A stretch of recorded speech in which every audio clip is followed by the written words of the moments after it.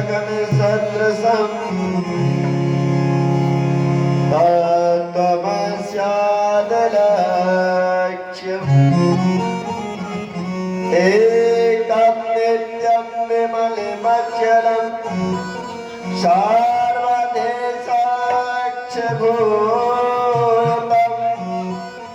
भावातीतं त्रिगुणरहितं सद्गुरुं तं नमामि। अखण्डानन्दबोधाय शेषसन्तापहारिणे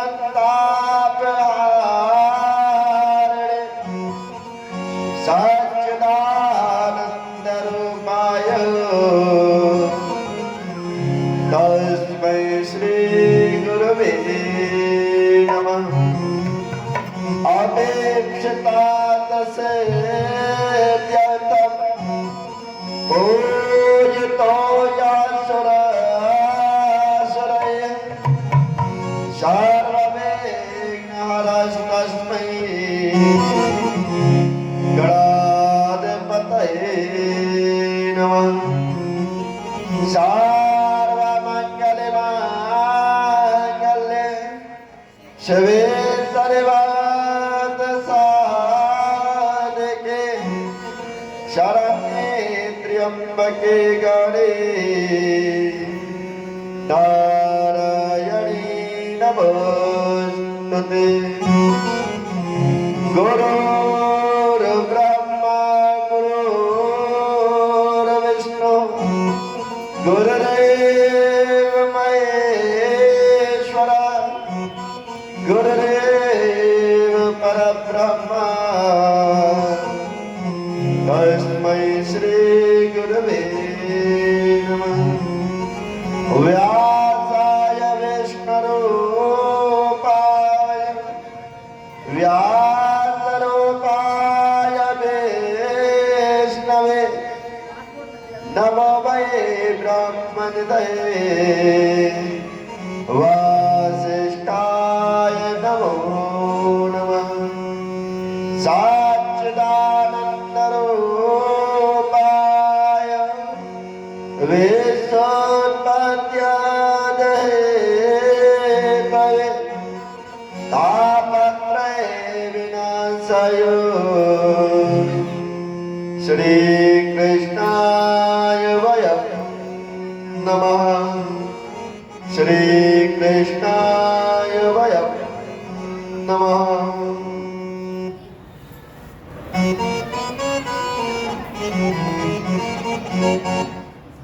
बोले गोविंद भगवान की जय हो, राधा रानी सरकार की जय हो, शंकर भगवान की जय हो, विष्णु भगवान की जय हो, लक्ष्मी माता की जय हो, भारत माता की जय हो, सब संतों की जय हो। श्रीमद् भागवत महापुराण अमृतमय कथा का प्रथम दिवस सर्वप्रथम सभी भक्तों को हमारी तरफ से राधे राधे।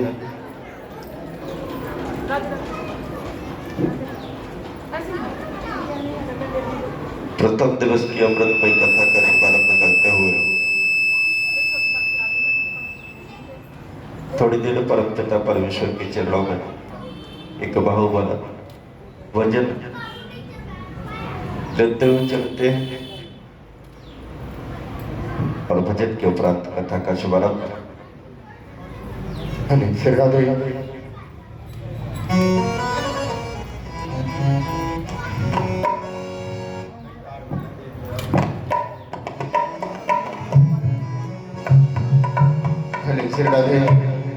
बड़ी भागवत महापुराण की आइए भजन का आनंद लेते हुए मीठी मीठी तालियों की सेवा करें सभी।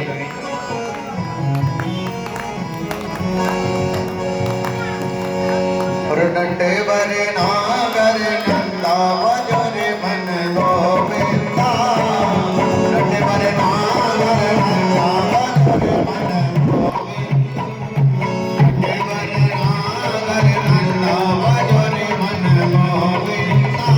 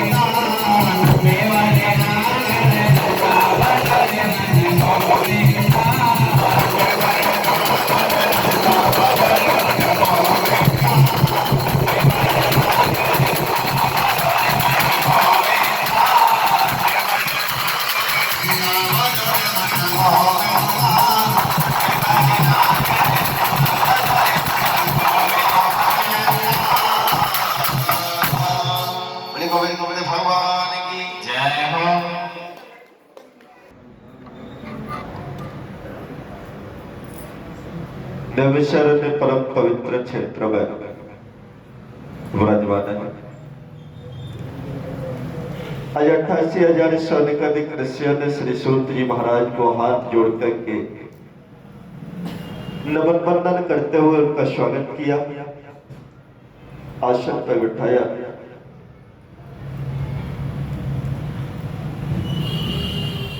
आज सैनिकाधिक ऋषि हाथ जोड़ करके श्री सूत जी महाराज से निवेदन करने लगे, गुरुदेव आज आप सभी ऋषियों के मन में एक जिज्ञासा प्रकट हो रही है। आपसे हमारी हाथ जोड़कर की विनती है, क्या हमारी जिज्ञासा का आप विस्तार पूर्वक समाधान करें। सबसे पहले गुरुदेव हम जानना चाहते हैं कि श्रीमद् भागवत क्या है, श्रीमद् भागवत क्या है और ये अमृतमय कथा आपको क्या प्रेरणा देती है, और इस महान कथा का श्रवण करने का हमारे जीवन में क्या महत्व होता है।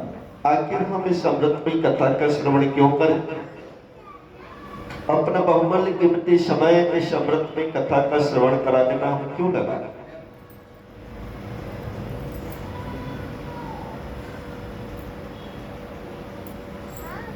श्री सूत जी महाराज सैनिकाधिक ऋषियों से बोले, ऋषियों आपने बड़ा ही सुंदर प्रश्न किया।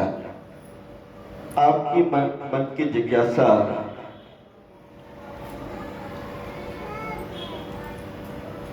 जो आपके मन में जो जिज्ञासा उठी है वो वास्तविकता में अपने आप में महान है। मैं विस्तार पूर्वक आपकी जिज्ञासा का समाधान करूं।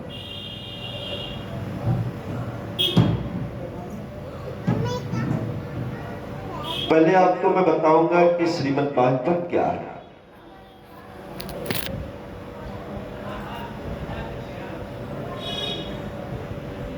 देखने में श्रीमद् भागवत चाहे आपको पुस्तक लगती हो, लेकिन सत्य तो ये है कि श्रीमद् भागवत कोई साधारण पोथी नहीं हुआ करती, साधारण पुस्तक नहीं हुआ करती।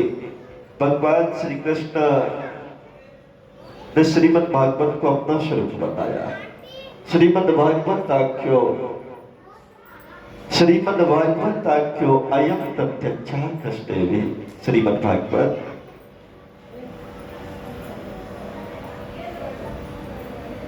कोई साधारण पुस्तक नहीं है, अब तो अयम प्रत्यक्षा कष्टेवी स्वयं मेरा स्वरूप होगी। भगवान कन्हैया कौन है? वैसे तो आप सभी जानते होंगे कि भगवान कन्हैया एक परमपिता परमेश्वर का स्वरूप होते हैं। परमपिता परमेश्वर का स्वरूप होते हैं।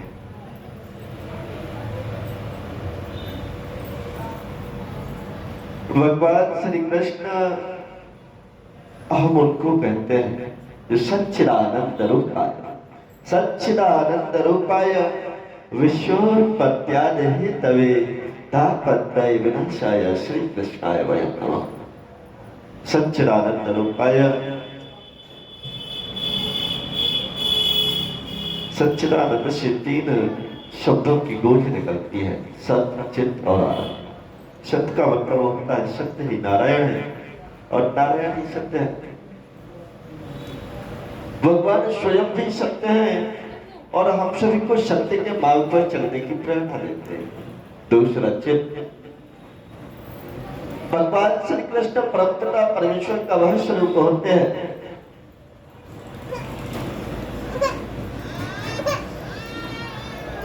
जो हमारे अंधकार में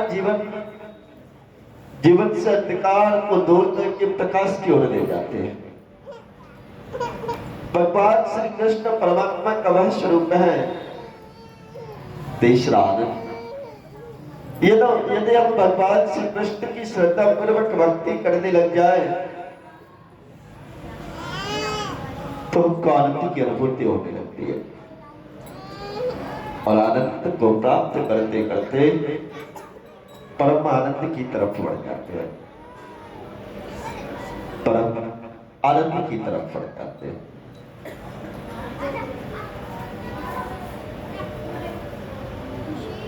तो श्रीमद् भागवत आपको प्रेरणा क्या देती है?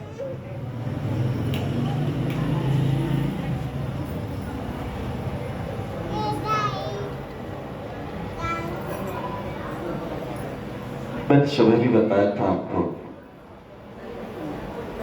कि भागवत अपने आप में महान, नाम ही इसका महान होता है। 4 अक्षरों से मिलकर के बना हुआ ये भागवत शब्द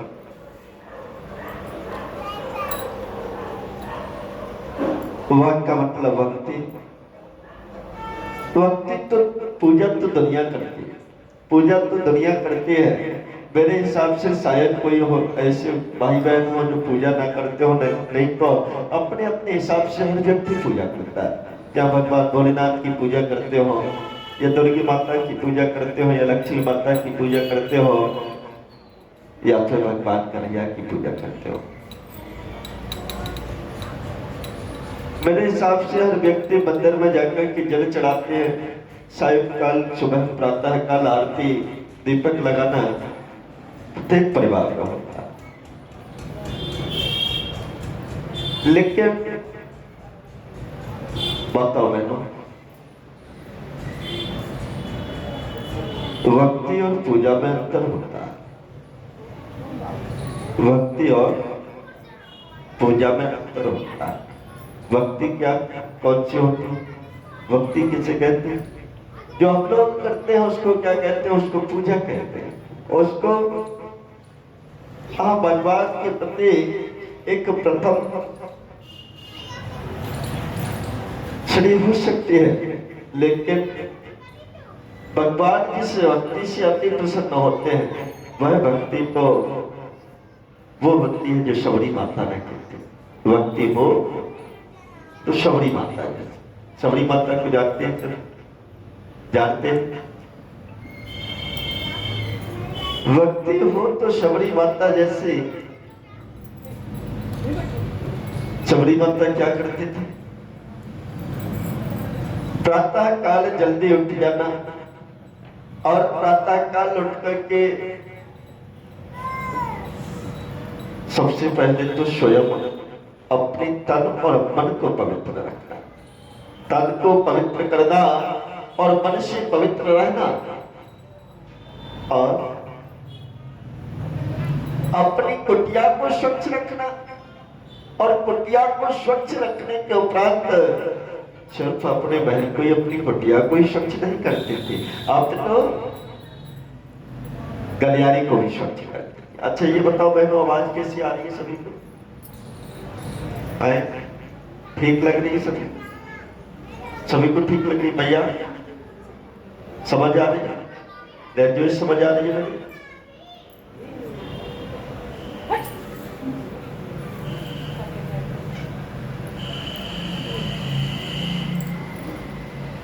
आपने सुना है कि शबरी माता प्रातः काल उठ करके सिर्फ कुटिया की स्वच्छता नहीं करते थे, कुटिया की स्वच्छता करने के उपरांत अपने तन और मन को पवित्र करते हुए रखने होते हुए गलियारे को भी स्वच्छ रखते थे। गलियारे को स्वच्छ करते करते गलियार पर झाड़ू लगाते लगाते, सफाई करते करते कोई यदि पूछते थे क्या आप ये नियमित झाड़ू क्यों लगाती हो, तो एक ही बात कहते थे कि एक दिन प्रभु राम इन्हीं गलियों से गुजरते हुए हैं।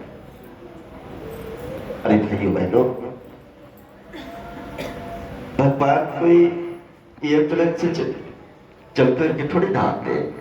भगवान आसमान को उठ करके नहीं आएंगे।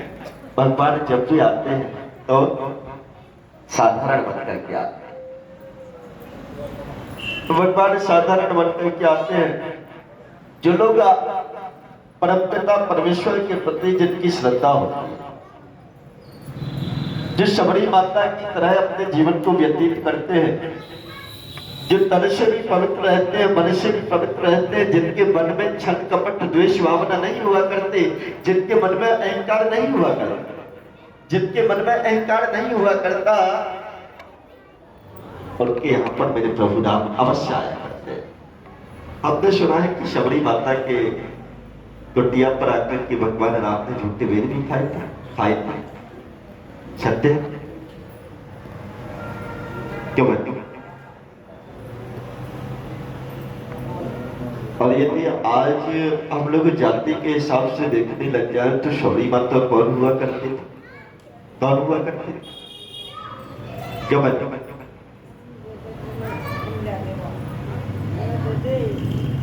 एक विलनी जाति से हुआ करती थी। यदि आज के जाति के चंगुल में फंसे हुए लोगों के हिसाब से देखा जाए तो, और उस जाति से आया करते थे कि हम लोग बैठकर ना स्वीकार नहीं करते, हम लोग जल पीना स्वीकार नहीं करते, और भगवान राम ने झूठे मेरे खाए उन शबरी माता के यहाँ पर। इसका मतलब भगवान कभी भी जाति नहीं देखा करते, भगवान कभी जाति नहीं देखा करते। भगवान क्या देखते? भगवान क्या देखते? भगवान सर्वप्रथम स्वच्छता को देखते हैं। भगवान सिर्फ स्वच्छता को देखते हैं। जो लोग तन से पवित्र रहते हैं, मन से पवित्र रहते हैं और अपने महलों को स्वच्छ रखते हैं, अपने गलियारों को स्वच्छ रखते हैं, अपनी नालियों को स्वच्छ रखते हैं, और उनके यहाँ भगवान आने में कभी भी निसंकोच नहीं किया करते। भगवान बड़ी श्रद्धा से चले आते हैं, और ऐसे लोगों के यहाँ एक दिन अवश्य प्रभु राम अवश्य आते हैं।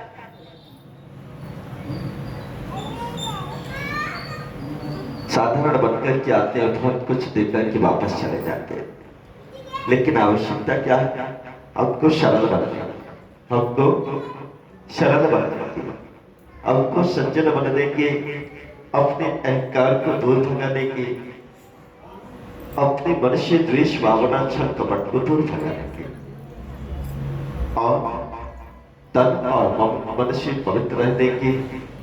गलियारे को हम लोग इतना स्वच्छ रखें, इतना स्वच्छ रखें कि हम लोग सरकारी कर्मचारी के ऊपर ना छोड़ देंगे। अरे जब सरकारी कर्मचारी के ऊपर हम छोड़ देंगे तो भगवान आखिर हमारे घर क्यों आए? बन जाएगी ना, भगवान हमारे घर क्यों आए? अरे भगवान को हमको अपने घर बुलाना है तो पहले तो यदि हमारा हमने स्टार्ट किया साफ सफाई की, लेकिन हमारा चेहरा गंदा है, तब अच्छे लगेंगे? नहीं लगेंगे।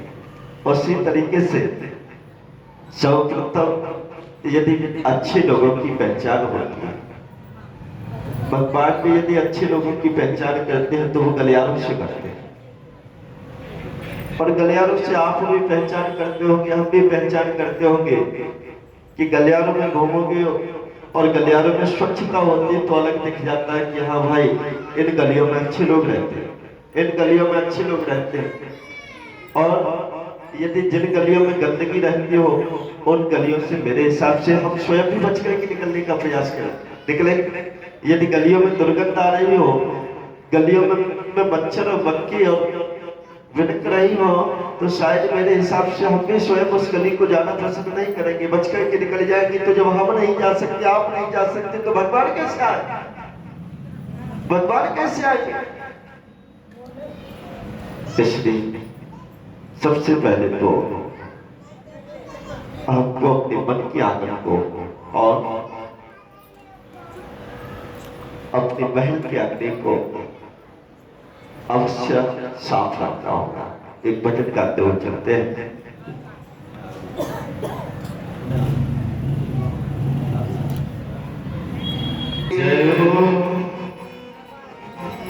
और हमने आंगन नहीं बुहारा, हमने आंगन नहीं बुहारा, कैसे आएंगे भगवान, कैसे आएंगे भगवान, कैसे भगवान कैसे आएंगे।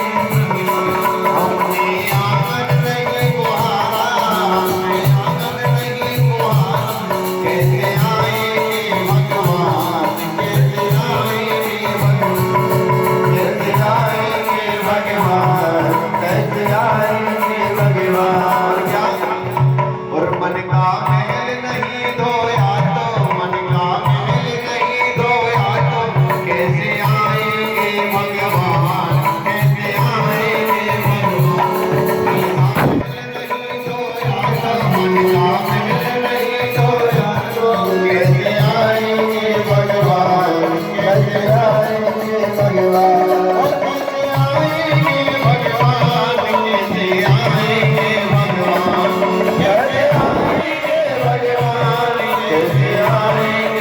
भगवान हमने आकर नहीं गुहारा हमने आकर नहीं गुहारा कैसे आएंगे भगवान कैसे आएंगे भगवान कैसे आएंगे भगवान कैसे आएंगे भगवान हर कोने कलवत कसाई लगी हुई है हर कोने कलवत कसाई लगी हुई है नहीं ज्ञान की किरण कहीं पर हर कोटरी अंधेरी नहीं ज्ञान की किरण कहीं पर हर कोटरी अंधेरी आनंद जवाना तेरा आनंद जवाना तेरा आनंद जवाना तेरा कैसे आएंगे भगवान कैसे आएंगे भगवान हमने आंगन नहीं गुहारा कैसे आएंगे भगवान कैसे आएंगे भगवान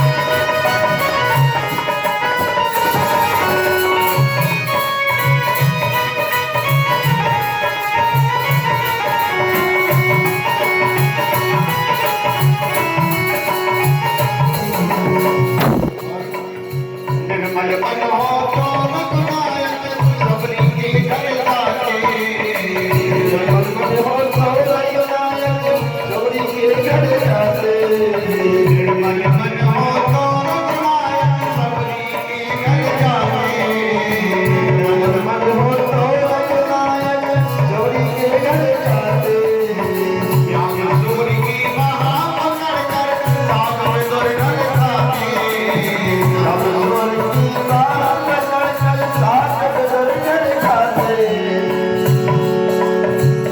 और इस पर हमने नहीं बिचारा इस पर हमने नहीं बिचारा ओ इस पर हमने नहीं बिचारा इस पर हमने नहीं बिचारा कैसे आएंगे भगवान कैसे आएंगे भगवान हमने आंगन नहीं गुहारा हमने आंगन नहीं गुहारा कैसे आएंगे भगवान कैसे आएंगे ओ कैसे आएंगे भगवान कैसे आएंगे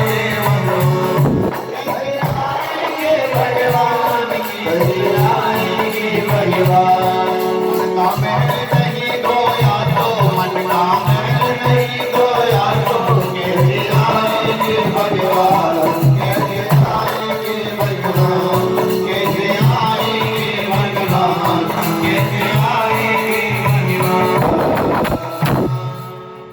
बोले भागवत महापुराण की और मन का मैल अगर धोले तो दौड़ी आएगी भगवान मन का मैल अगर धोले तो दौड़ी आएगी भगवान कबीरा मन निर्मल भया कबीरा मन निर्मल भया जैसे गंगा नीर हर पाछे पाछे फिरे कहते कबीर कबीर यदि हम लोग अपने मन को निर्मल कर लें अपने मन को गंगा माता के जल की तरह पवित्र कर दें तो यकीन मानो कि स्वयं हरि भगवान हमारे पीछे पीछे दौड़ते चले आएंगे और हमारे घर पर दौड़ते हुए चले जाएंगे भगवान को तनिक भी हमारे द्वार पर आने में देर ना लगेगी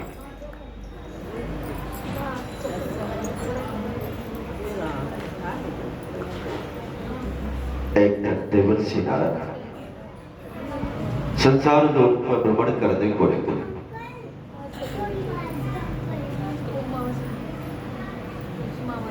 आवाज बेटा कितनी कम करे कौन सी बात भैया उनको भेज तो वो बता देंगे कितनी आवाज बंद कर दी है उसी हिसाब से बता वैसे तो स्वयं कम कर रखी है मेरे हिसाब से इतनी आवाज में डिस्टर्ब ना होना चाहिए हो रहा होगा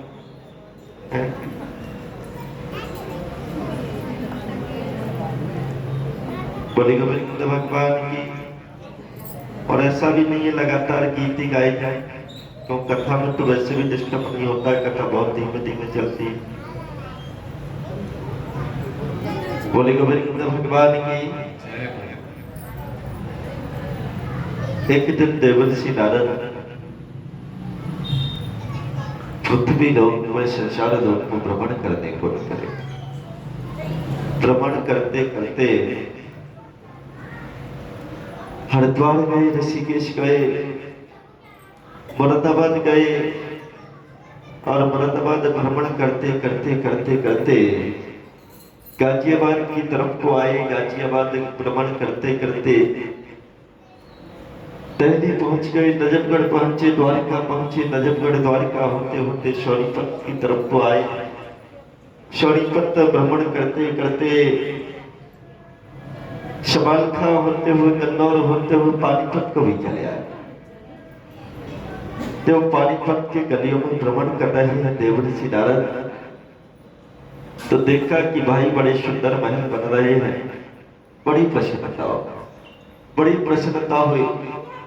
भाइयों बहनों, कभी भी ऋषियों को, कभी भी संतों को, कभी भी महापुरुषों को, अच्छे लोगों को यदि समाज के लोग खुशहाली से रहे, आनंदमय जीवन को व्यतीत करें, तो कभी भी ईर्ष्या नहीं हुआ करें। महान लोग कौन होते हैं?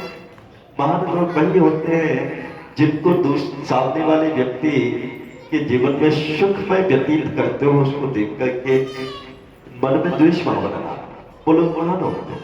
और जिनके मन में सामने वाले व्यक्ति के खुशहालमय जीवन को व्यतीत करते हुए देखते हुए यदि मन में द्वेष आ गया, तो वह व्यक्ति महान नहीं हो सकता। वह व्यक्ति स्वार्थ प्रवृत्ति का माना जाता है, और जो समाज के लिए न तो समाज के लिए अच्छा और न ही भगवान के लिए अच्छा।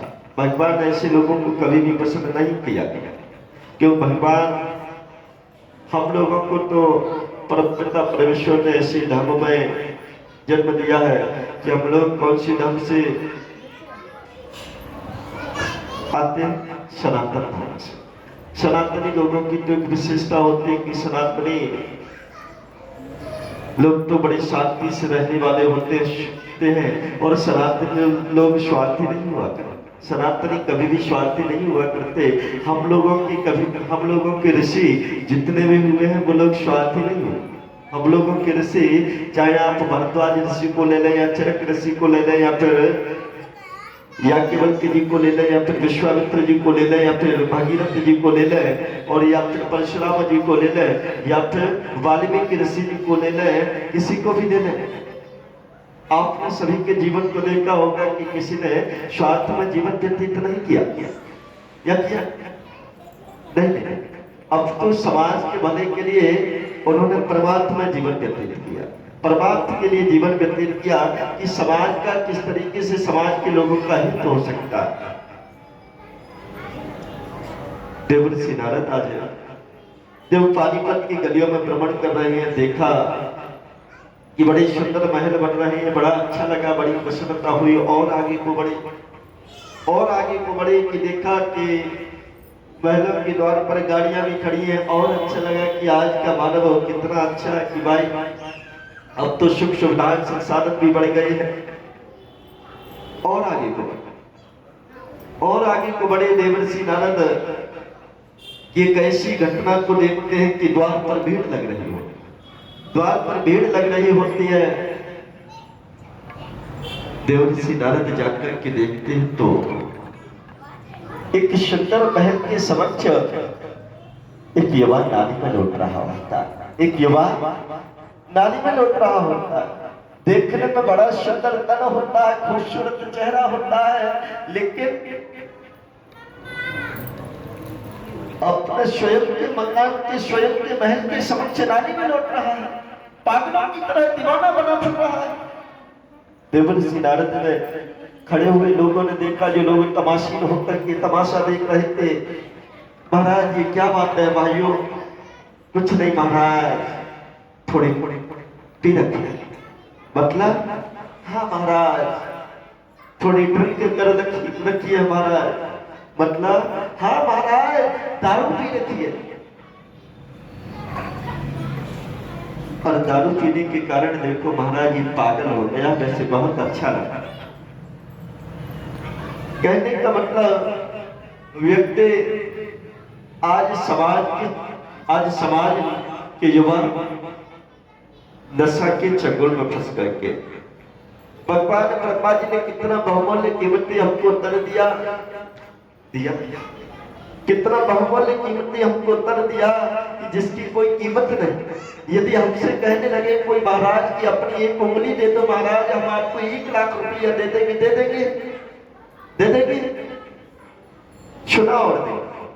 चुना और देंगे।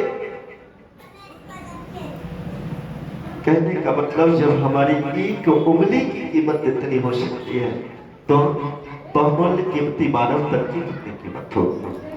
लेकिन भगवान ब्रह्मा जी के द्वारा कितना बड़ा उपकार हम सभी के ऊपर किया गया, कितना बहुमूल्य कीमती मानव तन हमको दिया गया। लेकिन तब भी व्यक्ति उसको योनि व्यर्थ में गवा देता।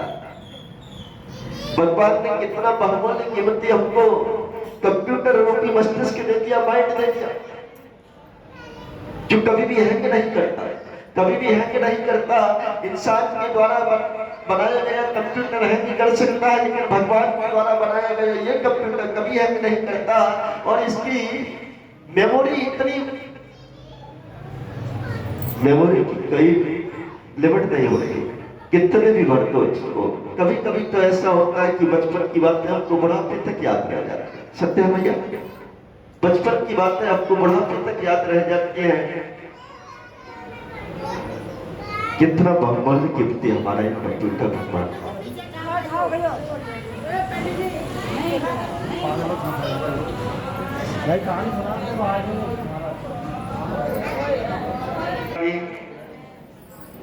परमपिता परमेश्वर ने कितना बहुमूल्य कीमती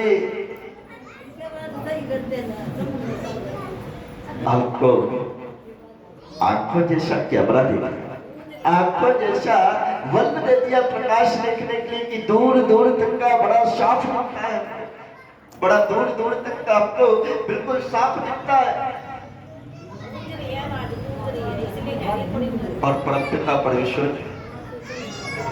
आप थोड़ा दूर से बोलता और भैया अभी जब तुम कभी कभी पास में चली जाता हूं तब आवाज शायद में।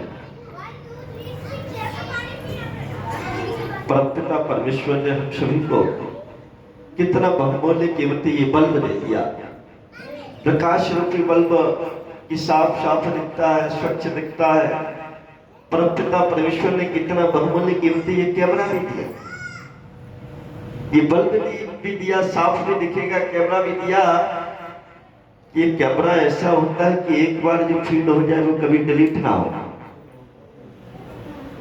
परमपिता परमेश्वर ने कितना बहुमूल्य कीमती आपको कानों जैसा यंत्र दे दिया सुनने के लिए, कानों जैसा यंत्र दे दिया सुनने के लिए जिसकी कोई कीमत नहीं हुआ करते। परमपिता परमेश्वर ने कितना बहुमूल्य कीमती हमको मुख दे दिया जिसके दो कान, एक खाना और एक बोलना, एक खाना एक बोलना।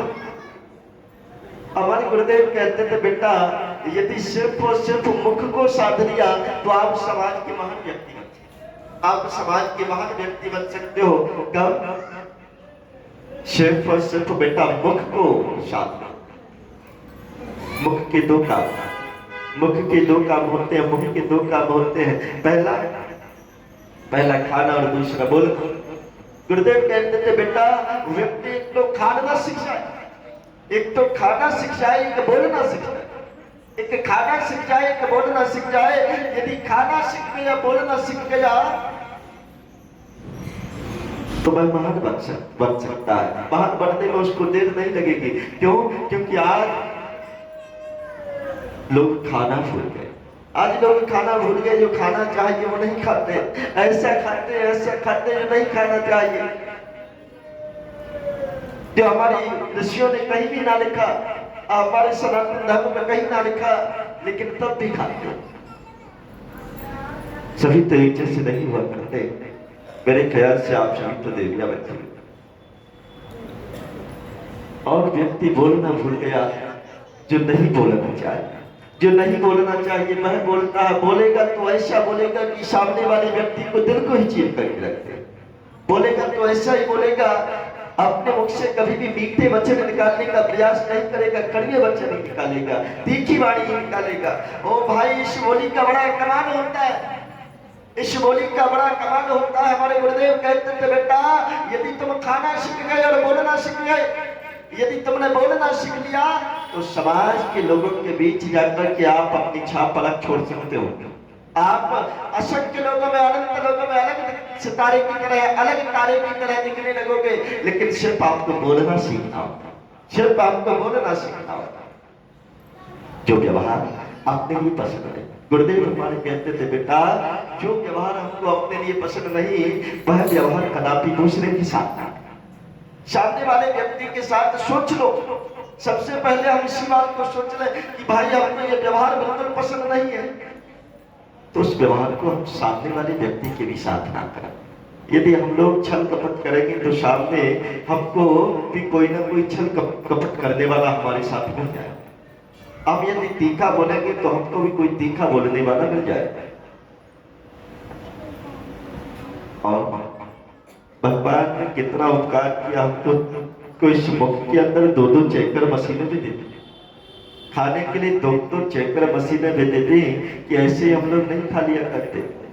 पहले दांतों पर जाकर के चेक होती है, दांतों वाली मशीन चेक करती है, यदि ठीक है तब तो आगे बढ़ेगा और नहीं तो वहीं से वापस हो जाएगा। और फिर जिह्वा जैसी स्वाद लेने वाली चेकर मशीन भी स्वाद लेती है, स्वाद लेती है। परमपिता परमेश्वर ने कितनी बहुमूल्य कीमत की हमको ये मशीन दे दी, चेकर मशीन दे दी कि पहले जिह्वा पर जाकर के स्वाद चेक होगा, स्वादिष्ट है तब तो ठीक है और नहीं तो निकल देंगे। परमपिता परमेश्वर ने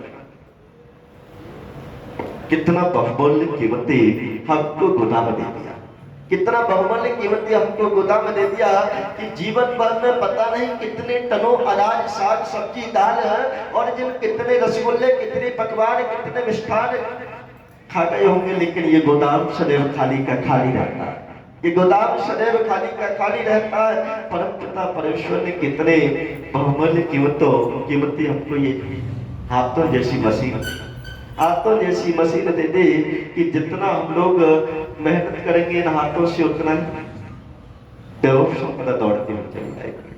और कितनी बहुमूल्य कीमती 11 नंबर गाड़ी दे दी हमको, बहुमूल्य कीमती हमको ये 11 नंबर गाड़ी काहे के लिए दी?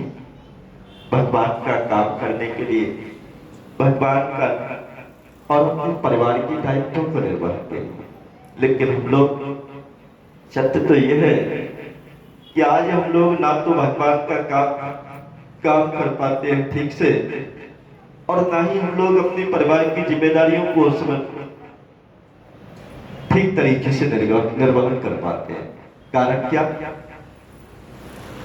कारण ये है क्योंकि हम लोग अपने बहुमूल्य कीमती मानव धन की कीमत को ना पहचान पाते। परमपिता परमेश्वर ने कितना बहुमूल्य कीमती मानव धन दिया, लेकिन उसका हम लोग दुरुपयोग करने लगे। देवर्षि नारद आज और आगे को बढ़े, और आगे को बढ़े कि देखते हैं कि एक बड़ा सुंदर महल बन रहा है, बड़ा सुंदर महल बन रहा है, लेकिन दृश्य को देखकर के आंखों से आंसू आ जाते हैं, दृश्य को देखकर के आंखों से आंसू आ जाते हैं कि घर पर बड़ा सुंदर महल, लेकिन युवा बेटा और बहू अपने बुजुर्ग माता पिता को घर से घसीट कर के बाहर निकाल रहा है, घर से घसीट कर के बाहर निकाल रहा है। देवर्षि नारद पूछने लगे कि भाई भैया ये क्या? कुछ नहीं महाराज, इन बेचारे बुजुर्गों ने बड़ी मेहनत से खून और पसीना एक करके इस महल को बनाया, इस महल को बनाया।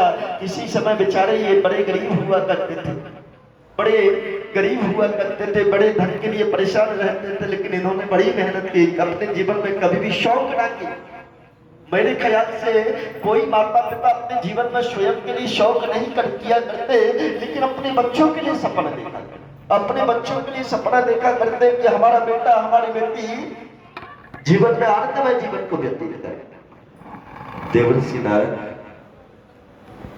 तो बताया कि महाराज कुछ मत पूछो, बड़े सपनों को देखकर कि इस बेटे को अपने को पढ़ाया पढ़ाया पढ़ा लिखा कर कि धन कमाने योग्य बनाया, महान बनाया, और बेटे का विवाह किया इसलिए कि बहू आएगी, कुछ सेवा करेगी, परिवार को ठीक से चलाएगी। लेकिन मात्र 6 महीने हुए, मात्र 6 महीने हुए महाराज। हम तो देखते हैं, अब तो पड़ोस में देखते हैं, और पड़ोसियों से ज्यादा कौन जान सकता है, पड़ोसियों से ज्यादा कौन जान सकता है महाराज। हम तो देखते हैं किन बेचारे बुजुर्गों ने कितने मेहनत की, लेकिन इन बुजुर्ग माता पिता के सपनों पर पानी फेर दिया, पानी फेर दिया कि वो बहू आई, मात्र 6 महीने हुए, मात्र 6 महीने हुए कि नहीं। बहू की तो जिक्र छोड़ो, बहू के कहे में आकर के बेटा स्वयं अपने बुजुर्ग माता पिता को घर से बाहर निकल रहा है। आज देवर्षि नारद की आंखों से आंसू छलकते। प्रभु, आपके संसार की, आपकी सृष्टि की यह हालत, आपकी सृष्टि में ऐसे ऐसे लोग कि माता पिता जो माँ 9 माह तक बच्चे के लिए गर्भ में रखते हो, कितने कष्ट झेलते हो, और जब बालक छोटा होता हो, गोद में खेलता हो, तो कितने परिवार के ताने झेलती हो और मेहनत भी करती हो। और वह माँ खून और पसीने को एक करके अपने खून से दुग्ध जैसा अमृत बनाकर के हमको पाल परोस करके बड़ा करते हो। और उस माँ को जब हमारी आवश्यकता होती है, हम लोग उस माँ को धुतकार करके, ठोकर मार करके घर से बाहर निकाल देते हैं। आज देवर्षि नारद बड़े परेशान हो गए, विचलित हो गए, और आगे को बड़े दृश्य देखा न गया। मन में सोचते हुए जा रहे हैं, प्रभु आज आपके पास समस्या होगा, प्रभु आज आपके पास समस्या होगा कि आपकी सृष्टि के हालात ये हो चले। देवर्षि नारद और आगे को बढ़े।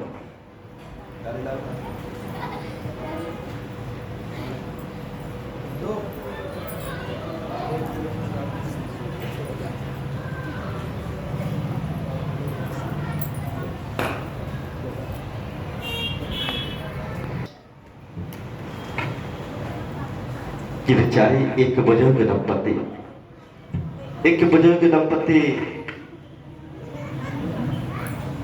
सब कुछ है, लेकिन रहने के लिए महल नहीं है, और पहनने के लिए ठीक से वस्त्र भी नहीं है, खाने के लिए भोजन की व्यवस्था नहीं है। देवर्षि नारद ने उनकी गरीबी को देखकर कि अब तो और भी विचलित हो गए।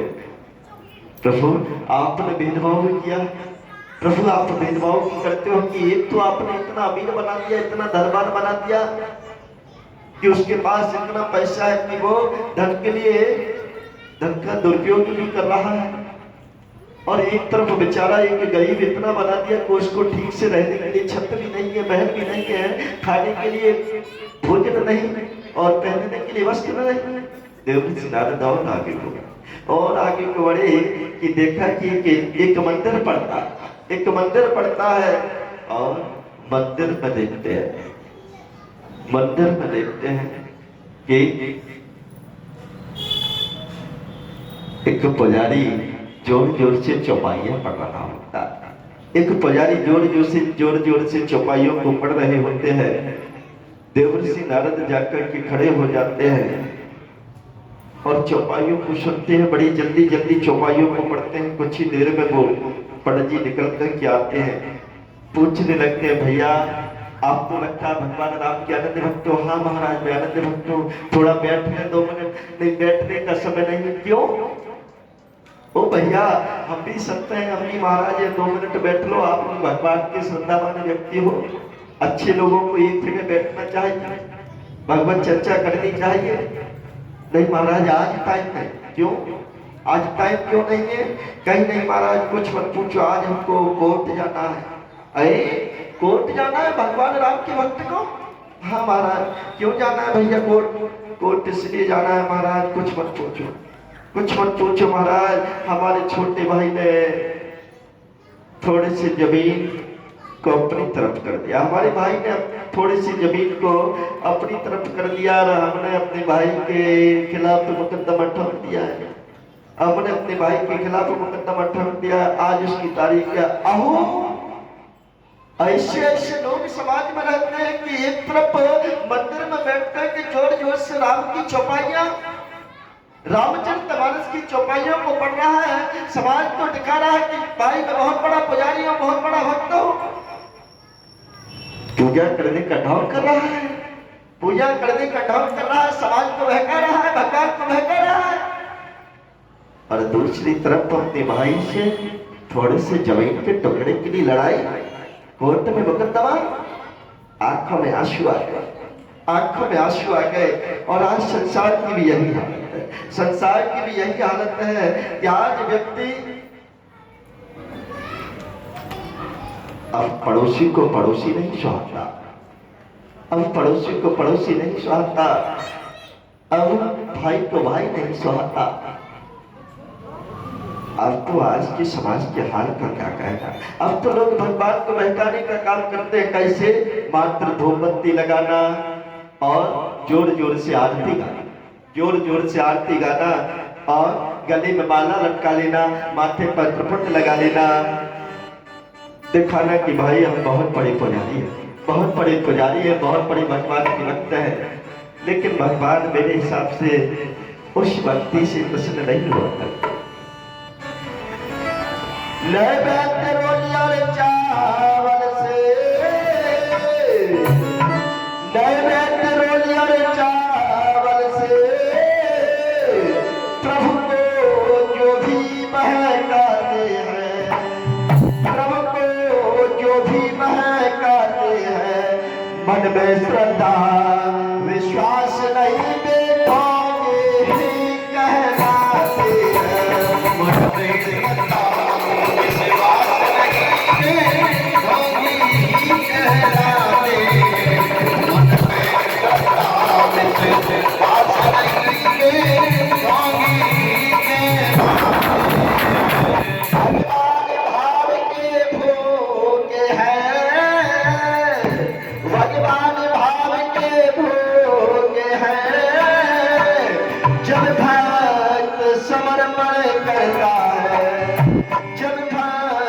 समर्पण करता है, तब कृष्ण कन्हैया वन करके भक्ता के दुख हरते हैं। कृष्ण कन्हैया वन करके भक्ता के दुख को हरते हैं। जब कृष्ण कन्हैया वन करके भक्ता के दुख को हरते हैं। आते लगे पैर दो,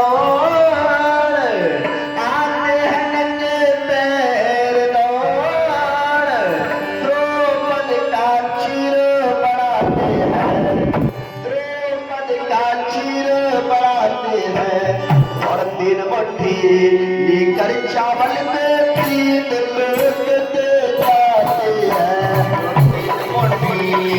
कर चावल में 3 लोग दे जाते हैं। और कर चावल में 3 लोग दे जाते हैं। क्या कहना, भगवान को बहका रहा है, समाज को बहका रहा है। लेकिन लगता है बहनों, लगता है आपको कि ऐसे लोगों से भगवान प्रसन्न होते होंगे। सिर्फ अपने मन को बना बहका, जब तक हमारे मन से अहंकार न गया, जब तक हमारे मन से क्रोध न भगा, जब तक हमारे मस्तिष्क में क्रोध रूपी और अहंकार रूपी असुर बैठे रहे, तब तक भला भगवान को कैसे प्रसन्न कर सकते हैं? नहीं नहीं, कदापि नहीं। पहले तो हमको प्रेम से रहना सीखना होगा, पहले तो आपको अहंकार को दूर भगाना होगा, क्रोध को दूर भगाना होगा। देवर्षि नारद दौड़ते दौड़ते दौड़ते दौड़ते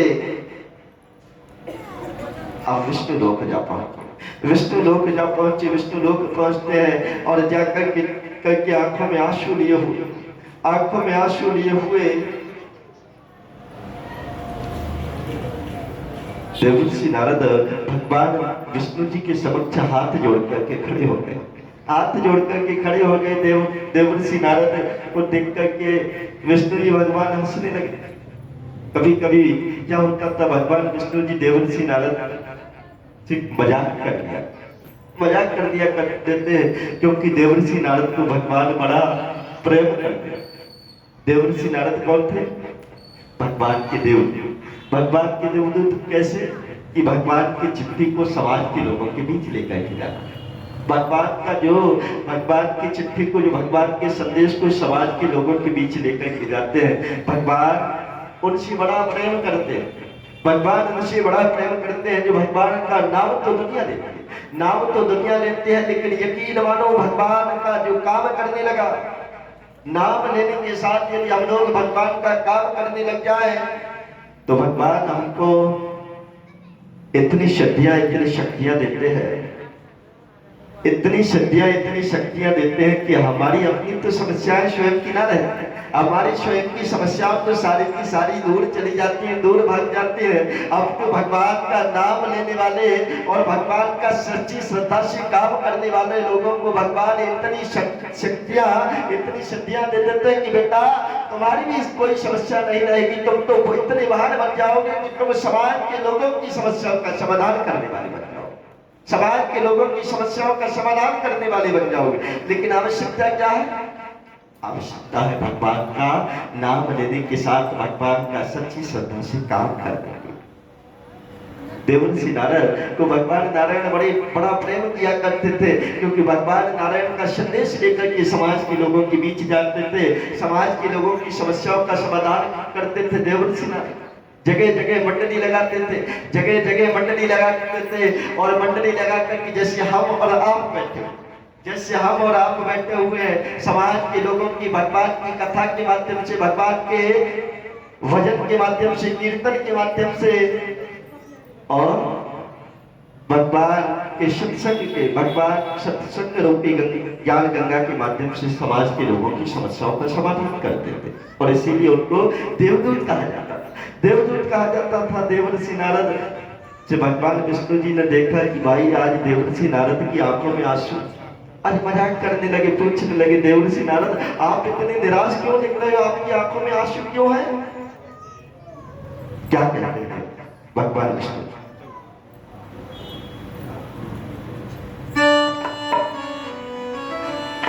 हंसकर पूछा तब श्री हरि ने, हंसकर पूछा तब श्री हरि ने, कहिए ऋष कैसे आए हैं, कहिए ऋष कैसे आए हैं, है कहाँ कहाँ पर भ्रमण किया और क्या संदेशा लाए हैं, भ्रमण किया और क्या संदेशा लाए हैं, भ्रमण किया और क्या संदेशा लाए हैं, कारण जो भी हो प्रकट करे, कारण जो भी हो प्रकट करे, यात्रा के कष्ट उठाने का, यात्रा के कष्ट उठाने का, कुछ दुखी कहिए अज्ञान, कुछ काम पड़ा वैकुंठ लोक में आने का, काम पड़ा वैकुंठ लोक में आने का, काम पड़ा वैकुंठ लोक में आने का, कुछ दुखी दिखाई देते हो, कुछ दुखी दिखाई देते हो, मुखमंडल क्यों मुरझाया है, मुखमंडल क्यों मुरझाया है, क्या कहीं स्वयंवर है फिर से शादी को मन ललचाया है, क्या कहीं स्वयंवर है फिर से शादी को मन ललचाया है, क्या कहीं स्वयंवर है फिर से शादी को मन ललचाया। देवर्षि नारद बोले, प्रभु आप क्या कहते हो? ऐसी बात कहो, मत कहो प्रभु, आप हर समय मजाक करते रहे तो आपको हर समय उन पे हंसी की सूझी रहती है प्रभु। नारद जी कहने लगे, नारद जी कहने लगे, हे हरि दया निधान, अंतर्यामी आप है क्यों बनते अनजान। प्रभु आप तो स्वयं अंतर्यामी हैं, आप तो सब कुछ देखते हैं, आप तो सब कुछ जानते हैं, पूरी सृष्टि को आप अपनी दृष्टि से देखते हैं, लेकिन आप अपनी दृष्टि से सारी सृष्टि को देखते हैं, लेकिन आप अनजान बन रहे हैं, आप अनजान बन रहे हैं प्रभु, मुझसे मजाक कर रहे हैं। प्रभु मैं संसार लोक पर भ्रमण कर देखो गया, प्रभु मैं संसार लोक पर भ्रमण कर देखो गया, लेकिन आज मैंने जो दृश्य देखे सब संसार के लोगों, संसार के बीच कि देख कर के मेरी आंखों में आंसू आ गए। उसको प्रभु रुका नहीं गया मुझ पर, समाज के लोगों की दशा को देख करके। क्या सबसे पहले तो मैंने वो दृश्य देखे कि प्रभु आपने व्यक्ति को कितना बहुमूल्य कीमती मानव तन दे दिया, लेकिन उसके बावजूद आज व्यक्ति के वो हालात कि आज कुछ भी नहीं बदला। आज देखोगे तो चांद भी महीने जो पहले हुआ करता था, सूरज भी महीने जो पहले हुआ करता था, तारे भी महीने जो पहले हुआ करती थी, स्वयं धरती माता भी महीने जो पहले हुआ करती थी, सब कुछ वही। लेकिन क्या करें प्रभु, आज इंसान बदल गया, आज इंसान बदल गया प्रभु। और जिसको कि आपने सृष्टि का महान राजा बनाया, सृष्टि का महान राजा बनाया, 84 लाख योनियों में सबसे यदि महान योनि है तो वो कौन सी, कौन सी? बहनों, मेरी मैया, मेरी प्यारी बहनों, मैं आपसे निवेदन करूंगा कि आपके भाई को जब ही अच्छा लगेगा, आपके बेटे को जब ही अच्छा लगेगा जब आप रिप्लाई दोगे। यदि आप जवाब नहीं दोगे तो मुझको भी ऐसा लगेगा शायद आपको कथा अच्छी ना लग रही हो, कथा अच्छी नहीं लग रही, समझ नहीं आ रही, समझ आ रहा सभी को? है भैया? हाँ, तब तो बताते रहो, बोलते रहो, मैं कुछ भी पूछता हूँ, साधारण बातें पूछता हूँ, लेकिन साथ और वैसे तो मुझको लगता है कि मेरी बुजुर्ग माताएं बैठती हैं जो कि मुझसे ज्यादा ज्ञानवान होंगी। मैं तो आपका एक नादान बेटा हूँ, मैं तो आपका एक नादान बेटा हूँ, शायद आपसे ज्यादा चाहे आपके आशीर्वाद से मुझको ये व्यासपीठ अवश्य मिल गई, लेकिन आपसे ज्यादा ज्ञानवान या विद्वान नहीं हो सकता।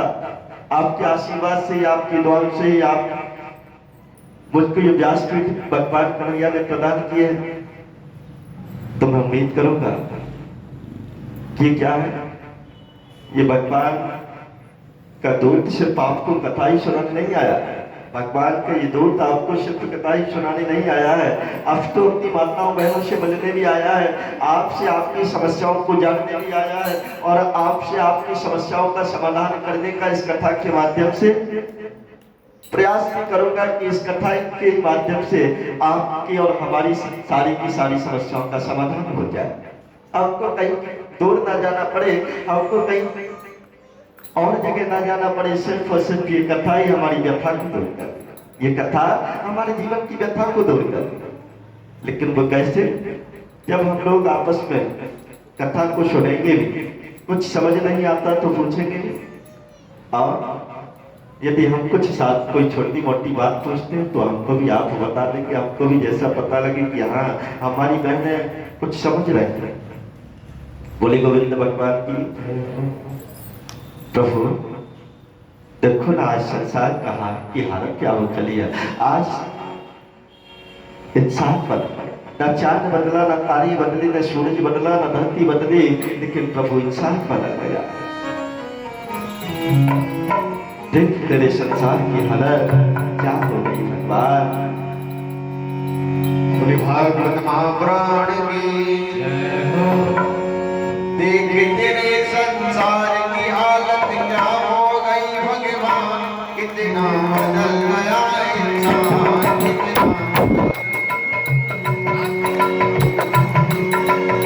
देख तेरे संसार की हालत क्या हो गई भगवान, कितना बदल गया इंसान, कितना बदल गया इंसान।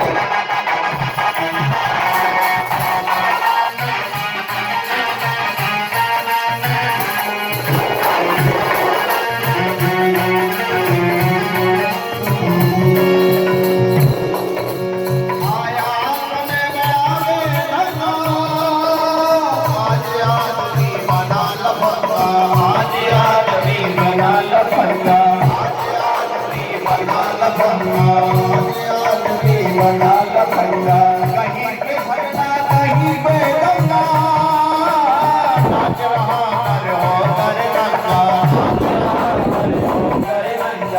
नाच रहा नर हो कर नंगा चले और कपट के हाथों अपना बेच रहा ईमान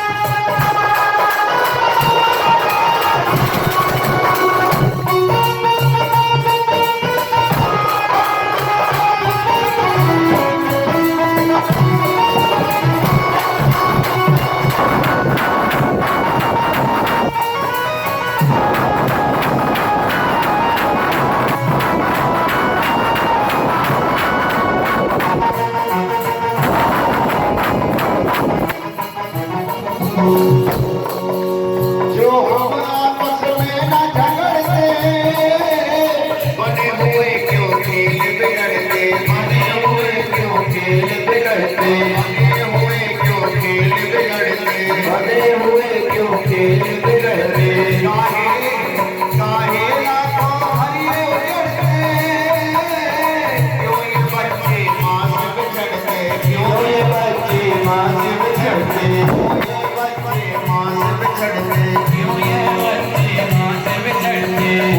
फूट कर क्यों रोते हो प्यारे बाबू कितना बदल गया इंसान तेरे संसार की हालत क्या हो गई भगवान कितना बदल गया इंसान कितना बदल गया इंसान और सूरज न बदला चांद न बदला कितना बदल गया इंसान कितना बदल गया इंसान कितना बदल गया इंसान कितना बदल गया इंसान बोले भागवत महापुराण की जय हो। कितना बदल गया इंसान।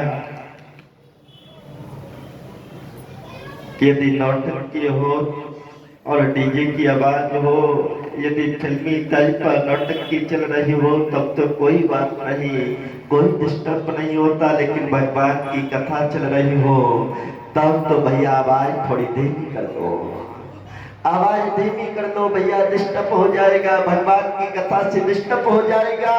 लेकिन नौटंकी से डिस्टर्ब नहीं होने वाला, नौटंकी से डिस्टर्ब नहीं होने वाला, डीजे की आवाज से डिस्टर्ब नहीं होने वाला।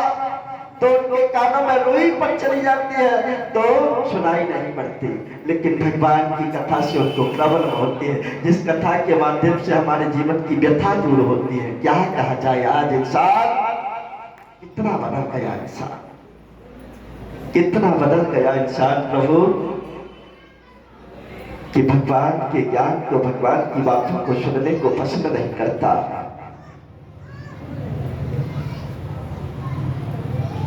देवर्षि नारद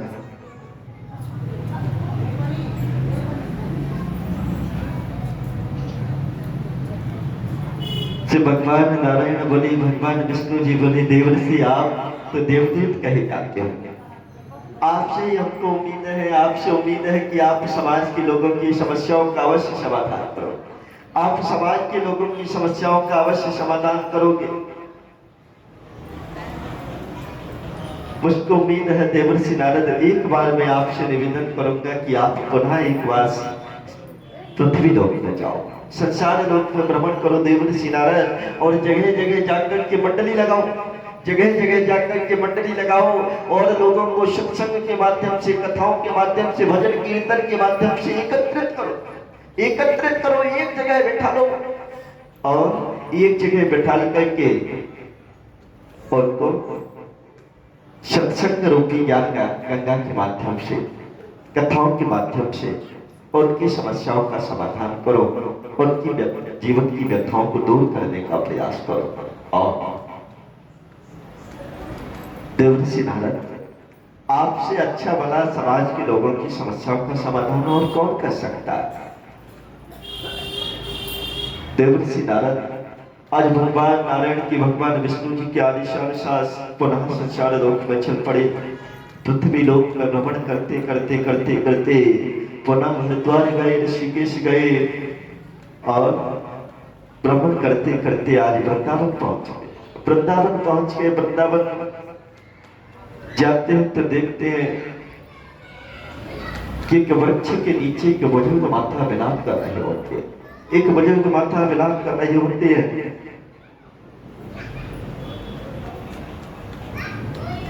बुजुर्ग माता विलाप कर रही होती है, पूछने लगते हैं। देवर्षि नारद दौड़ते दौड़ते जाते हैं, कहने लगते हैं। देवर्षि नारद दौड़ते दौड़ते जाते हैं, पूछने लगते हैं, माँ आप क्यों रो रही हो, आप क्यों रो रही हो मैया, आपके जीवन में क्या संकट है, आप बताओ तो सही।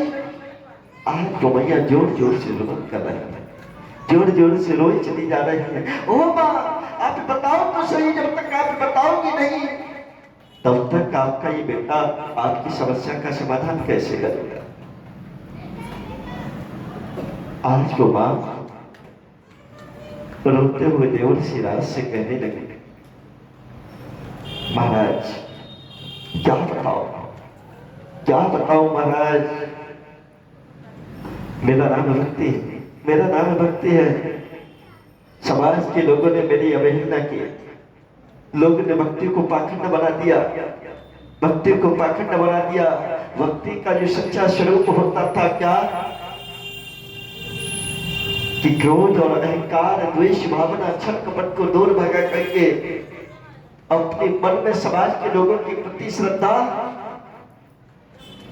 और आस्था, इंसान को भगवान का स्वरूप मानते हुए, इंसान को भगवान का स्वरूप मानते हुए इंसान का सम्मान करना, इंसान की पूजा करना और इंसान की सेवा करना, बुजुर्गों की सेवा करना, बड़ों का आशीर्वाद लेना, बुजुर्गों का आशीर्वाद लेना।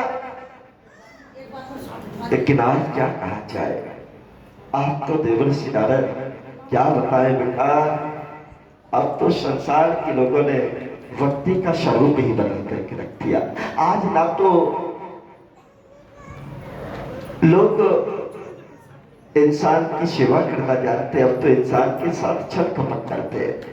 अब तो इंसान के साथ छल कपट करने में आनंद आता है। अब तो बुजुर्गों को भी लोग सम्मान नहीं दिया करते, अब तो बुजुर्गों को भी लोग सम्मान नहीं दिया करते। अब तो बुजुर्गों की चरण स्पर्श करने में शर्म आती है, शर्म आती है। क्या कहा जाए आज। और बेटा महाराज ये तो बेटे हैं, इनके नाम ज्ञान और वैराग्य, ज्ञान और वैराग्य। आज लोग ज्ञान नहीं लेना चाहते, ज्ञान नहीं लेना चाहते और न ज्ञान लेना चाहते और न देना चाहते। लेना भी बंद और देना भी बंद। और जब ज्ञान ही नहीं होगा तो वो विवेक कहां से जागेगा। ज्ञान भी आवश्यक होता है। भगवान ने कथाओं के लिए सिर्फ पैसे कमाने के लिए नहीं बनाया, सिर्फ पैसे कमाने के लिए नहीं बनाया कि जाओ समाज के लोगों के बीच जाओ और कथाओं को कहो, कथा के माध्यम से आप ढेर सारा धन इकट्ठा करके ले आओ और शौक मौज का पूर्ण करो, खूब शौक का पैसे को गवाओ। नहीं नहीं नहीं, हमारे गुरुदेव कहते थे बेटा समाज का पैसा, समाज से पैसा लेना आसान बात होती है, क्योंकि यदि आप भगवान का संदेश लेकर के जाओगे तो स्वयं समाज के लोग आपको भगवान के स्वरूप के रूप में देखेंगे, भगवान के देवदूत के रूप में आपको देखेंगे। लेकिन बेटा उस समय आप होते हुए भी देवदूत के रूप में हो, लेकिन काश यदि भगवान के नाम पर आपने पैसा लेकर के यदि समाज से पैसा लिया लेकिन उसका दुरुपयोग कर दिया, समाज से सिर्फ लेना सीखा, समाज को देना नहीं सीखा बेटा, तो वो पैसा आपकी वो दुर्गति करके रख देगा, वो दुर्गति करके रख देगा कि आप उस पैसे को पचा नहीं पाओगे। समाज के द्वारा दिया गया पैसा समाज से लेना आसान होता है, लेकिन समाज का पैसा पचाना बहुत बड़ी बात है। समाज से लिया गया धन पचाना बहुत बड़ी बात होती है, हर कोई नहीं पचा पाता। समाज के द्वारा दिया गया धन वही व्यक्ति पचा सकता है जो भगवान का बड़ी सच्ची श्रद्धा से काम करता है, और भगवान का बड़ी सच्ची श्रद्धा से इनाम लेता है और समाज से लेता भी है। एक हाथ से लेता है तो दूसरे हाथ से लेता भी। उसी वही व्यक्ति समाज के द्वारा दिए गए धन को से अपने जीवन का भी आनंद ले सकता है और समाज की समस्याओं का भी समाधान कर सकता है। लेकिन क्या करें, अब तो लोग ज्ञान को भी और जरिया बनाने लगे। अब लोग न ज्ञान लेना चाहते और न ही देना चाहते। बेटा महाराज, दूसरा ये बेटा, इसका नाम है वैराग्य है। आज लोगों की भगवान के प्रति कोई श्रद्धा ना रही, भगवान के प्रति कोई श्रद्धा नहीं ना रही लोगों की मन में। अब तो क्या कहा जाए, अब भगवान पर श्रद्धा नहीं किया करते, भगवान पर विश्वास नहीं किया करते। अब विश्वास करते हैं तो तांत्रिकों पर विश्वास ज्यादा करते हैं। पूरा भगवान जाना मेरी बहनों, अब तो हम लोग भगवान पर विश्वास नहीं किया करते। भगवान के समक्ष अपनी पीड़ा को नहीं रखेंगे, भगवान के समक्ष हम 10 मिनट नियमित नहीं बैठ सकते, भगवान के समक्ष बैठ कर के आंसू नहीं बहाएंगे। हम तो अब ये सोचते भाई सिर्फ थोड़े से पूजा के माध्यम से हम किसी तांत्रिक के पास चले जाएं और तो हमारी समस्या का समाधान कर। बोले गोविंद भगवान की। आज देवर्षि नारद भक्ति माता से बोले, मां आप चिंता मत करो, आपकी इस चिंता को भली भांति समझता हूं। अब मैं इसी काम के लिए संसार के लोगों के बीच जाऊंगा और आपके बुढ़ापे को भी दूर करूंगा, इन दोनों ही भाइयों की मूर्छा को भी दूर करूंगा। चल पड़े। रास्ते में चारों भाई सनत कुमार मिलते हैं, गंगा स्नान करने के लिए आते हैं। देवर्षि नारद पूछने लगते हैं, दोनों एक दूसरे का स्वागत करते हैं, नमन बंदन करते हैं, पूछने लगते हैं। तो देवर्षि नारद ने बताया, क्या बताए महाराज, कि भक्ति माता आज बड़ा विलाप कर रहे थे। सारा वृत्तांत बताया भक्ति माता और ज्ञान वैराग्य का। तुरंत चारों भाई सनत कुमार बोले, एक बार श्रीमद् भागवत महापुराण कथा को करा दीजिए। और यही एक वो कथा है, यह कथा वह कथा है कि यह कथा हम सभी के विवेक को जगाती है, हम सभी को ज्ञानवान बनाती है। तुरंत देवर्षि नारद और चारों भाई शरद कुमारों को साथ ले गए, आसन पर बिठाया। श्रीमद् भागवत महापुराण कथा का शुभारंभ हो गया। श्रीमद् भागवत महापुराण कथा का शुभारंभ हो गया और कथा को सुनाते सुनाते सबसे पहले तो चारों भाई शरद कुमार भगवान कन्हैया के बारे में बताते हैं कि भगवान श्री कृष्ण कौन है। भगवान श्री कृष्ण कौन है तो मैं बता भी रहा था कि सच्चिदानंद रूपाय विश्वोत्पत्त्यादि हेतवे तापत्रय विनाशाय श्री कृष्णाय वयं नमः। सच्चिदानंद रूपाय, सच्चिदानंद भगवान श्री कृष्ण का स्वरूप होता है जो स्वयं भी सत्य है। हम सभी को सत्य के मार्ग पर चलने की प्रेरणा देते हैं। चित्त का मतलब जो हमारे जीवन को अंधकार से प्रकाश की ओर ले जाते हैं उनको हम भगवान श्री कृष्ण कहते हैं। और आनंद, जिनकी भक्ति करने से, जिनकी शरण में चले जाने से हमको जीवन में दूर दुख दूर भाग जाते, हमको आनंद मिलता है। और आनंद पाते पाते परमानंद की तरफ हम लोग अग्रसर हो जाते हैं, बढ़ जाते हैं। सच्चिदानंद रूपाय विश्वोत्पत्त्यादि हेतवे, जो विश्व की का पालन पोषण करते हैं, जो विश्व का पालन पोषण करते हैं, विश्व की उत्पत्ति करते हैं, उनको हम भगवान श्री कृष्ण कहते हैं। उनको हम भगवान श्री कृष्ण कहते हैं। तापत्रय विनाशाय, जो तीनों तरह के तापों को नष्ट करने की क्षमता रखते हैं। दैहिक दैविक भौतिक ताप, दैहिक दैविक भौतिक ताप, राम राज्य का हा हुए व्यापा। दैहिक का मतलब होता है शारीरिक कष्ट, दैविक का मतलब होता है प्राकृतिक आपदाएं, ऊपर नीचे वाला चक्कर। देखा है ऊपर वाला चक्कर है, ऊपर वाला चक्कर देखा होगा है, नहीं देखा? ऊपर वाला चक्कर नहीं देखा कभी है? क्यों भाई? बोले गोविंद भगवान की। मुझको एक बार पानी तक के अंदर लगे। सोनीपत में जब आया था तो सोनीपत की बहनें वास्तविकता में बहुत अच्छा जवाब दिया करते थे। लेकिन समालखा आया, समालखा में मैं से मैंने ये देखा कि सलमान खान से जैसे जैसे मैं इधर को बढ़ा वैसे वैसे मुझको भगवान भोलेनाथ के भक्त देखने लगा। मुझको ऐसा लगा कि भगवान भोलेनाथ के आप भक्त हैं। क्यों? भगवान भोलेनाथ के भक्त कौन होते हैं? कौन होते हैं? भगवान भोलेनाथ के भक्त भोले होते हैं। भोले होते हैं, बड़े सरल होते हैं, बड़े सज्जन होते हैं, बड़े सुशील होते हैं, बड़े सीधे हुआ करते हैं।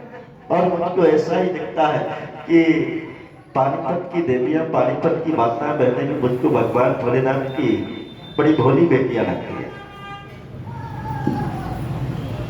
कि मैं तो आपसे कुछ भी पूछता हूं तो आप सुनती सब है, जानती सब है। मैं जानता हूं भली बात है कि आप सब कुछ जानते हैं, लेकिन क्योंकि आप कोई आज ही कथा नहीं सुन रही, मुझको पूर्ण भरोसा है कि आपने बहुत सी कथाएं जीवन में सुनी हो, लेकिन आप इस श्रद्धा से कथा को सुन रहे हैं। आप सोच रहे हैं कि हम लोग श्रोता ही बनकर के बैठे, श्रोता बनकर के ना बैठे हैं। कौन? श्रोता और श्रोता बनकर के ना बैठे। श्रोता कौन होते हैं?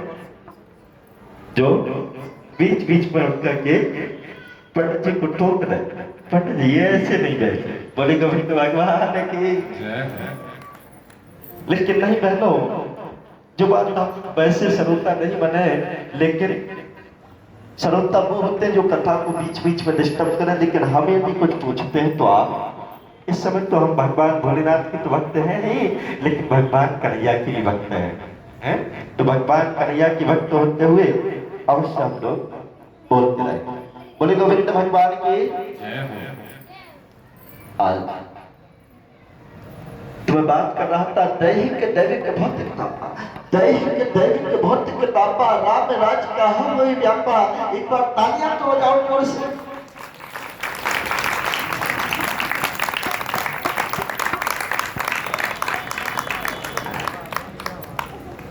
तालियां क्यों बजवाई? मतलब अचानक में कारण क्या हुआ?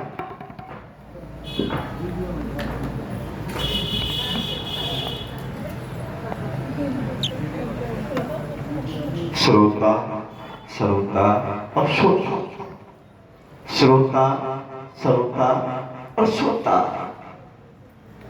कहने का मतलब है वैसे बहुत कम देखता हूँ श्रोताओं को ही, अपनी कथाओं में ज्यादा देखता हूँ। भगवान की ऐसी ऐसी कृपा है, आप सभी का आशीर्वाद है माताओं बहनों की, मुझको श्रोता ज्यादा मिलते हैं, श्रोता और श्रोता कम मिलते हैं। तो मैं उम्मीद करूंगा कि सोई को नहीं, श्रोता बनकर के नहीं बैठेंगे और श्रोता तो कराते हैं। शारीरिक कष्ट,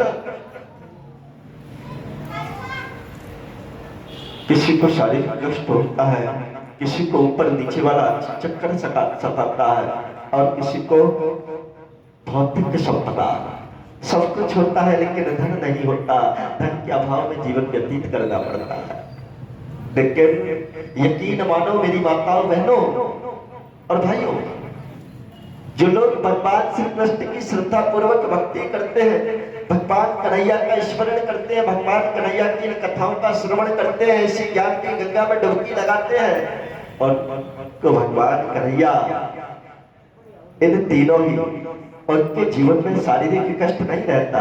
क्योंकि आज हर व्यक्ति दुखी है, आज हर व्यक्ति दुखी है। कोई तन दुखी, कोई मन दुखी, कोई तन दुखी, कोई मन दुखी, कोई धन में नहीं तो लाज, थोड़े थोड़े शब्द दुखी, थोड़े थोड़े शब्द दुखी।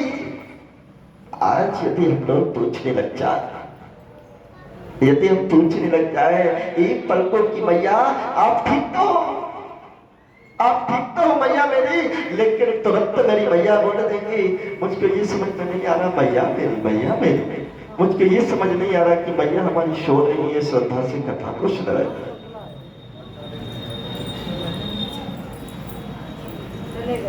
बोले गोविंद भगवान की।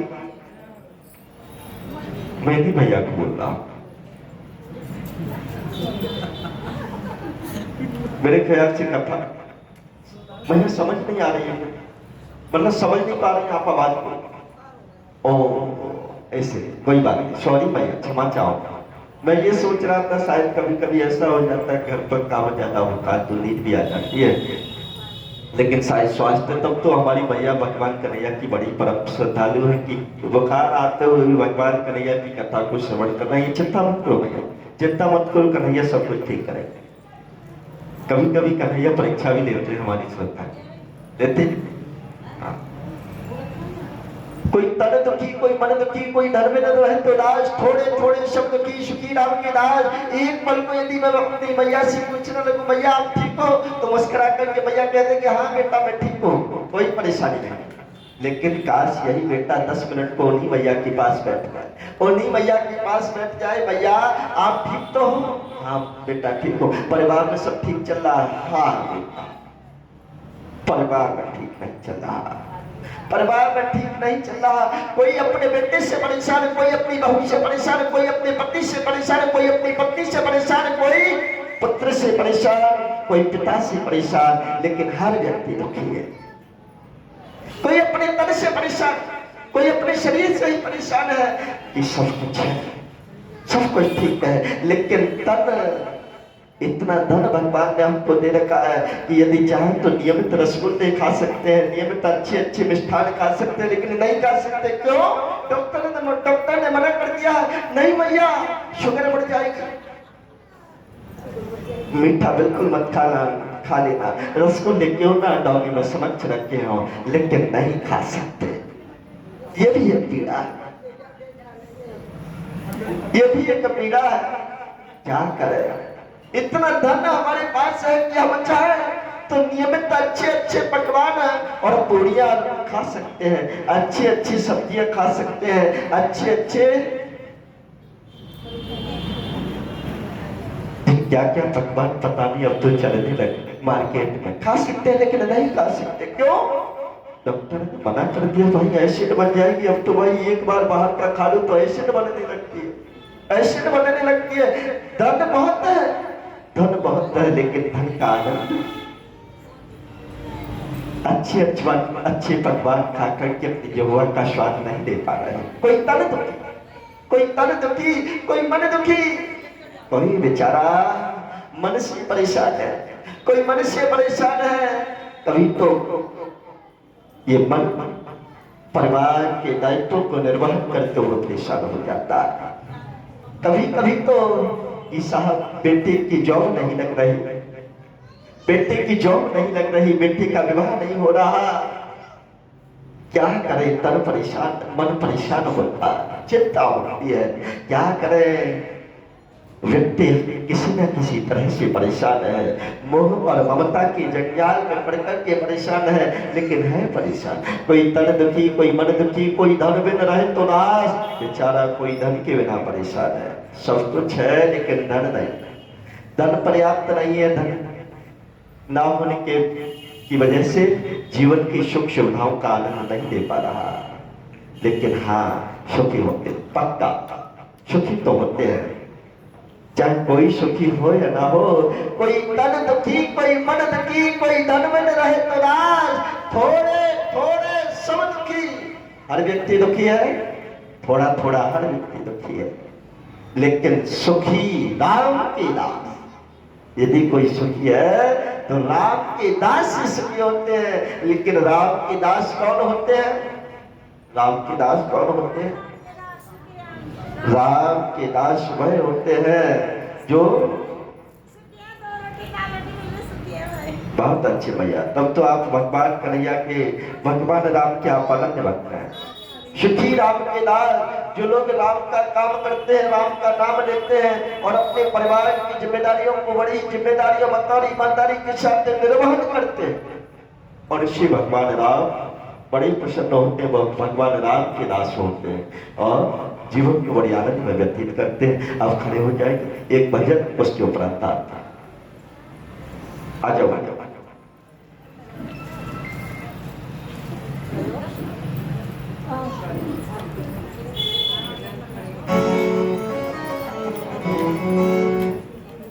भले से राधे वृंदावन धाम की